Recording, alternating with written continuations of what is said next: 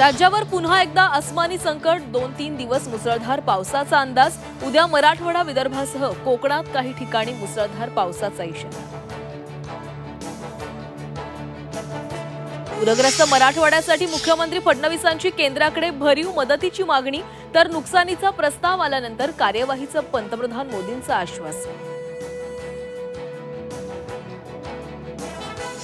PM care फंडावरून आजी माजी मुख्यमंत्र्यांमध्ये जुंपली। PM care फंडाच्या पैशातून शेतकऱ्यांची कर्जमाफी करा, उद्धव ठाकरेंची मागणी। तर इतर कामांसाठी पैसे खर्च करता येत नाहीत, मुख्यमंत्री फडणवीसांचा पलटवार। बळीराजाला मदत करताना सगळ्याच गोष्टीत नियमांवर बोट ठेवू नका, उपमुख्यमंत्री अजित पवारांच्या बँकांना सूचना। तर दिवाळीपूर्वीचं पूरग्रस्त शेतकऱ्यांना मदत देण्याचंही आश्वासन।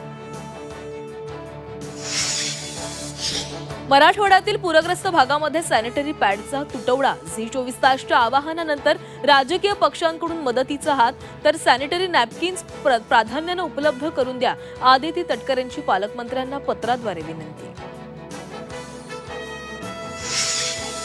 एमपीएससीची 28 सप्टेंबरची पूर्वपरीक्षा पुढे ढकलली। राज्यभरातील पाऊस पूरस्थिती आणि पावसाच्या इशाऱ्याच्या पार्श्वभूमीवर आयोगाचा निर्णय।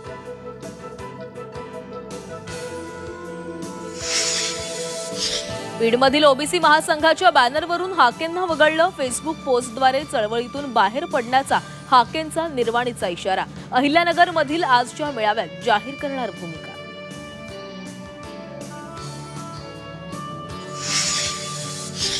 बंजारा कधीच आदिवासी होऊ शकत नाही, कोणत्या अधिकारातून एसटीतून आरक्षण पाहिजे, नरहरी झिरवळ यांचा सवाल।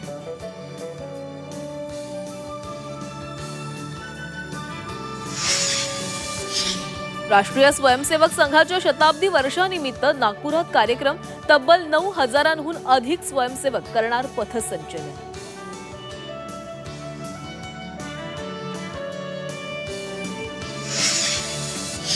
आशिया कपमध्ये भारताचा श्रीलंकेवर सुपर विजय। आता उद्या अंतिम फेरीत भारताचा पाकिस्तानशी होणार महामुकाबला।